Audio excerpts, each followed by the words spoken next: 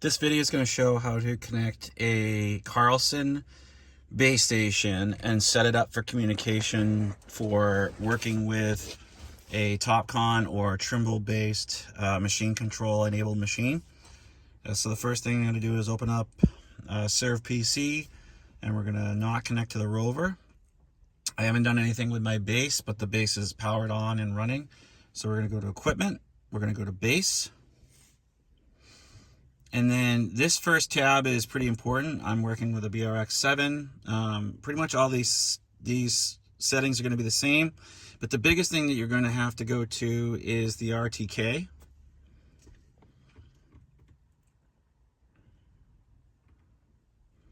So in this setting here, the message type is usually what is prevents the connectivity from the machine and the base station not talking. So typically what we do is when we run with, if we're running any type of machine control or serving, we would use the RTCM 3.2. But in this case, when we want to work with our Carlson base station to work with a Topcon machine that has Topcon installed, you want to go to the CMR, which is this setting right here. And then we're going to go through and we're going to make sure that our radio settings are plugged in properly.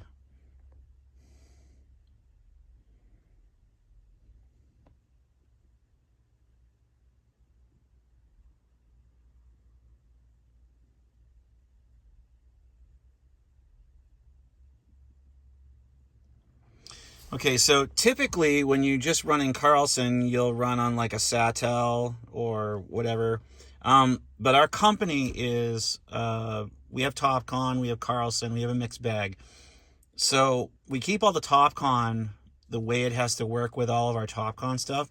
And then we just change the Carlson to communicate with the switch haphazardly. If you go to a Trimble job site, you would have to change this anyway. So we just keep it in the PDL. But this communication right here, now to be honest with you, the wattage, I'm not overly confident in saying like what exactly that does. I know it does consume more power, but when you plug a long life deep cell battery into the base station, I don't think that typically matters. So for the channel, typically what I do is I find out what channel the base station for, let's say I'm going to work for a customer or something like that. I find out what their channel is, and then I change my radio to a completely different channel. So I look in my control box for my Topcon machine. I find a radio channel that is open that they're not using, and then I just change my Carlson base to that. On the Topcon box, this is labeled, and at least in mine, it's labeled FEC. This is forward error correction and scrambling. Is it wicked important to have these on? No. However, just make sure that your base station and your machine are exactly the same. So the 4F FSK is important. Don't be running it in GMSK. It has a lot of issues with that. And your channel spacing, you want to be in the 12.5. It's better for the machine. 25, I believe, is you're not allowed to do it. And then you can come in here if you want to take a look at the advanced settings. But this is how you would change your frequency if you needed to change the frequency. I don't trust the channels. My box, Topcon box, is not the same as the newer Topcon boxes. The channels are listed differently. In fact, mine doesn't have channels at all. They're just frequencies. And I run an older unit. It's like a 16 or 17 box, which it still works. It's fine. But in here, this is where you would type in the channel. On this site, we have a Topcon base that's running 41.1. And I just changed mine to something different so that way there's no communication issues. I'm not dealing with their base. The machines that are running on theirs, they can run theirs, and then I can run mine. And the reason why I'm not using their base is just for experience and to get used to running my setup. So that this would be, for example, if I went to a job site that I had in the past, they were running a Carlson base that they had no idea how to edit it, how to control it, but they had all Topcon machines and they couldn't tell me the frequency. I mean, I didn't know what to do in that situation. So now what I do is I say, okay, well, just create me a control point or give me an open control point somewhere that you have an elevation on, I set my base up on it.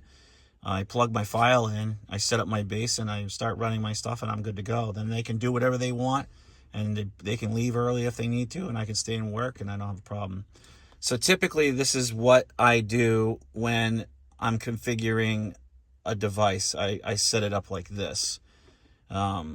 Normally when I'm running around doing just regular topo and stuff like that, I leave it in this right here, which I think is fine. But if you're going to set it up, well, see now here. So if you were going to do this to set up a new base for Carlson to be on, to do machine control, they would have a point for you, and you would know where that point is. So you would go from known position, and then I would honestly enter the grid coordinates. Just use their coordinates off of their survey.